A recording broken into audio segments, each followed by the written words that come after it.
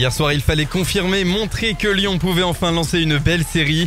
Après la grosse performance face au PSG, les supporters lyonnais s'attendaient à un match un peu moins abouti face à une équipe guingampèse bien moins prestigieuse. Pour les huitièmes d'une Coupe de France dans laquelle les petits aiment bien mettre des bâtons dans les roues des gros, on ne sait décidément jamais à quoi s'attendre. Mais la surprise a finalement été bonne. Bruno Genesio avait mis au repos Aouar, Dubois et Memphis pour laisser place à Martin Terrier, Maxwell Cornet et Lucas Touzard.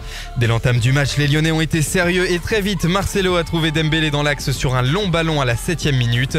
Critiqué à juste titre pour sa lenteur pas vraiment rassurante en défense, le Brésilien n'en a pas moins été décisif sur ce coup-là.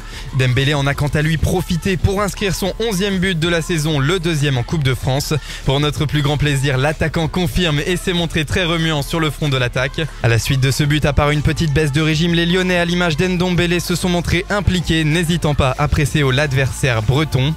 Concernant Nabil, le capitaine lyonnais s'est vraiment relancé au meilleur moment cette saison avant d'affronter le Barça en Champions League.